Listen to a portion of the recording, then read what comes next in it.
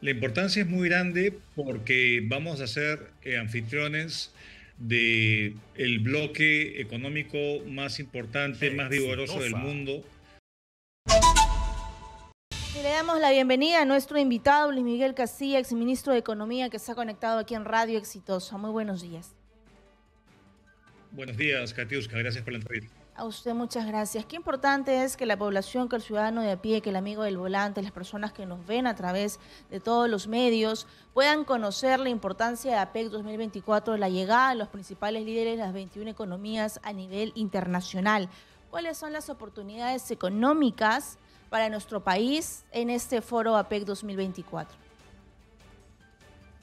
La importancia es muy grande porque vamos a ser anfitriones de el bloque económico más importante, más vigoroso del Exitosa. mundo. Son 21 economías que tienen un peso gravitante en la economía internacional. ¿Y cómo se beneficia a la gente? Básicamente se beneficia de un comercio que trae productos más baratos y de calidad, por un lado, y por el otro, de inversiones que pueden generar empleo. Entonces, es menor costo de los productos que consumimos y posibilidades de empleo, los principales beneficios de este tipo de cumbres de una asociación que Perú ya pertenece ya hace veintitantos años. Y coincide también con la inauguración del megapuerto de Chancay. Así es muy importante porque se va a aprovechar la visita del presidente chino para inaugurar el día jueves el puerto de Chancay, que es una oportunidad muy importante porque va a reducir los costos de transporte, los fletes de la carga de la región hacia China, y esto puede amplificar las oportunidades no solamente para el país, sino para los países vecinos. Es un puerto de suma importancia, pero que involucra obviamente otro tipo de inversiones para asegurar que estos beneficios se cristalicen. Acordémonos que el principal socio comercial es China de nuestro país. Le exportamos básicamente casi el 40% de nuestra exportación va al gigante asiático, y este puerto va a procurar que el comercio fluya y esto va a beneficiarnos. Entonces, inicialmente hay una inversión inicial que se ha dado y hay una segunda fase que puede incluso más que duplicar la inversión realizada, y esto puede ciertamente mover la aguja del desarrollo no solamente en el norte chico de Lima, sino en todo el país. ¿Y cuáles son los principales sectores productivos que deberíamos tener ya finalmente algún acuerdo comercial, buscar ponerlo pues en vitrina con Exitosa. este foro económico? Yo sé que se ha hablado muchísimo en el mensaje de la presidenta Dina Boluarte sobre la pesca, que ha podido pues incrementarse en el presente año, en la minería, por ejemplo, pero hay otros sectores importantes como el turismo, por ejemplo. El turismo es muy importante, y este tipo de foros lo que nos pone es en vitrina justamente para atraer turismo, que acordémonos que en el país todavía no recupera los niveles pre-pandemia. En el 2019 el turismo receptivo era más o menos de 4,5 millones de visitantes, y estamos todavía 1 millón por debajo de esa cifra. Entonces, creo que el hecho de atraer empresarios y representantes de estos países es digamos, es una inyección digamos, de atención hacia el mundo, de lo que podemos ofrecer, pero esto va a ocurrir en tanto mejoremos la infraestructura. La inauguración del aeropuerto Jorge Chávez y en su ampliación nos va a ayudar, pero ahí tenemos que ser cuidadosos de acabar infraestructuras que tengan pues plena accesibilidad. Y lo que sabemos que el aeropuerto por ahora se inaugura con puentes provisionales. Entonces, esto es significativo y un tema que hay que trabajar para asegurar que la inversión se dé y que el turismo llegue, es el tema de la inseguridad, dado que estamos viviendo una ola de criminalidad en todo el país y eso ahuyenta al turismo. Entonces, ese es un beneficio también concreto, real. Respecto a los acuerdos comerciales, Katiuska, felizmente tenemos ya una serie de acuerdos que, que son vigentes hace mucho tiempo, siendo quizá el principal el que teníamos con Estados Unidos, Ujú. y el de segunda importancia el de China, que de hecho se va a mejorar, se va a suscribir una optimización de ese acuerdo, y ya con el que se está firmando con Hong Exitosa. Kong y eventualmente con el que se negocie con Indonesia, estaríamos cubriendo a la totalidad de países miembros de la PEC. Y esto va a gatillar oportunidades comerciales, especialmente que pueden ser puestas en entredicho por estas políticas nuevas que el nuevo gobierno americano va a querer empujar hacia una guerra comercial. Entonces, ojalá que prevalezca la racionalidad y no se borre con una mano lo que ha costado construir con la otra, ¿no? Según la proyección del ministro de la Producción, se planea atraer aproximadamente 10.000 millones de dólares. ¿Podrá lograrse eso? ¿Realmente vamos a cumplir con ser buenos anfitriones y mostrar lo mejor que tenemos en nuestro país? Cuando ya se han anunciado algunas movilizaciones para esas fechas claves, para este foro económico. Mire, Katiuska, nuestro potencial de atraer inversiones es mucho más que eso, pero vamos a ver, una cumbre, hay que también ser muy claros, no significa de que ya se deciden cosas, sino es un proceso de acercamiento y asegurar que las condiciones mínimas se den. Y para que se invierta ese monto o un monto mayor, se tiene que, uno, asegurar la seguridad jurídica en el país. Lo segundo es que tiene que haber un entorno de estabilidad política y social, cosa que lamentablemente no lo tenemos plenamente asegurado en el país. Y lo tercero es que haya pues un entorno habilitante de infraestructura y de servicios básicos que puedan permitir que esa inversión se dé. El potencial de Perú es enorme. Nosotros hemos venido atrayendo inversiones anuales por ese monto o más que ese monto todos los años. De hecho, China se ha convertido en uno de los principales inversionistas en el país. Pero nuevamente, del dicho al hecho hay un trecho y es importante que el discurso y las buenas intenciones se materialicen en políticas más efectivas para hacer nuestra plaza un receptor atractivo de inversiones de todo el mundo, porque eso es lo que se requiere para seguir creciendo y generando empleo, que es lo que la gente quiere. Así es. Ahora, ¿cuáles son los temas globales económicos? Entiendo que se va a conversar con estos líderes de las 21 economías sobre la búsqueda de nuevas energías, el cambio climático y otros temas, pero en el aspecto económico, ¿en dónde también deberíamos sumar?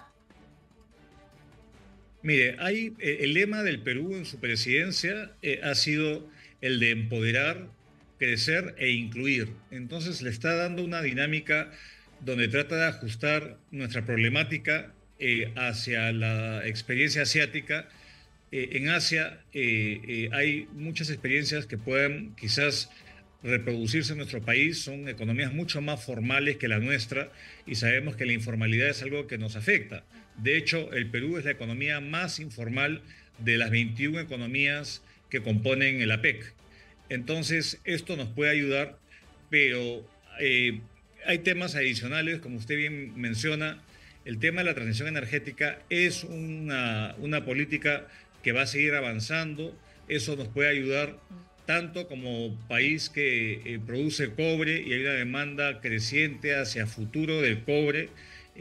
Va a depender obviamente que podamos poner en marcha grandes proyectos mineros que aún están en compás de espera y nuevas energías renovables que nos dan un potencial enorme. Entonces, eso a la par de convertirnos en una despensa de alimentos del mundo. Justamente los acuerdos comerciales lo que hacen es reducir las barreras que limitan el flujo de nuestros productos agroindustriales a mercados, digamos, crecientes y que van a demandar nuestros productos alimenticios. Entonces, tanto en energía, en minería y agroindustria, hay un potencial enorme y obviamente todo lo que se refiere a aprovechar la tecnología y la innovación. Estamos transitando un entorno donde la inteligencia artificial, donde la automatización, donde las mejoras tecnológicas es lo que impulsa la innovación y el crecimiento de estos países y ojalá que algunas de estas prácticas queden en nuestro país, que muchas veces está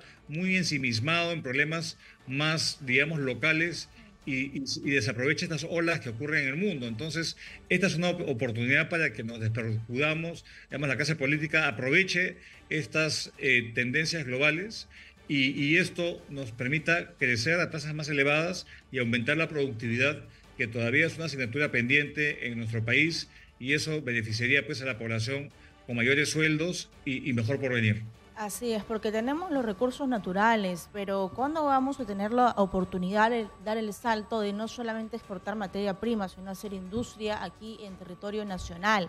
¿Qué nos falta? ¿Qué tipo de tratado nos falta? ¿Qué tipo de políticas públicas nos falta para comenzar ya a hacer industria, industrializar a nuestro país?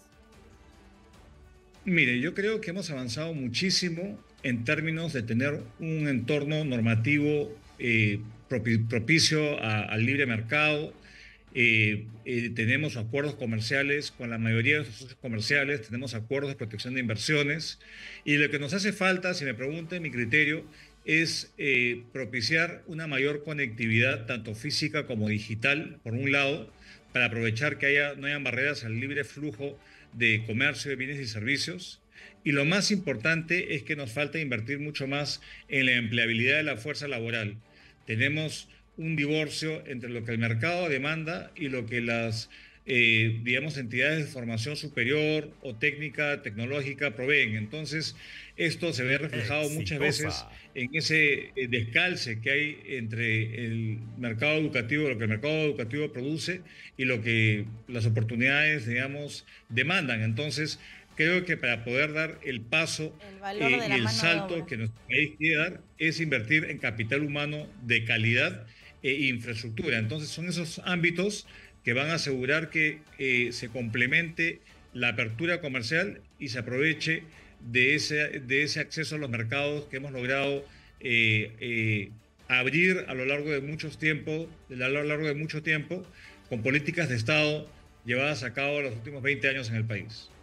Ahora, si lo llevamos un poco a una conversación coloquial que lo pueda acompañar el ciudadano de a pie, ¿cómo le explicamos la importancia y la mejora en la economía nacional con esa llegada de estos líderes económicos en este foro APEC 2024? ¿Cómo podría mejorar su situación? ¿Cómo podríamos mejorar lo que ya es una cifra lamentablemente cuestionada aquí en nuestro país, que es la inseguridad alimentaria y que ellos viven día a día? Claro, esto puede sonar como un tanto foráneo a la realidad de mucha gente que Ujú. con las justas tiene para comprar la canasta básica o que se tiene que cachuelear cada día para poder tener suficiente ingreso. Pero, a ver, las economías abiertas, las economías que apuestan por la inversión privada y que traen tecnología de afuera, son economías que finalmente pueden pagarle sueldos mayores a sus trabajadores. Son economías que tienen acceso a productos más baratos.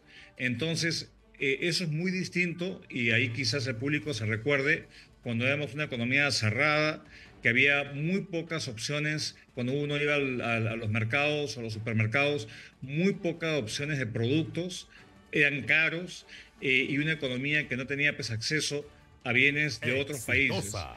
Y lo que nos permite el comercio justamente es poder aprovechar bienes baratos de afuera y poder venderles los nuestros. Entonces, yo creo que esa dinámica es importante entenderla porque los países más abiertos, los que tienen más acuerdos comerciales, son los países que más crecen, que más han logrado vencer a la pobreza y darle, digamos, un progreso y una movilidad social a su población.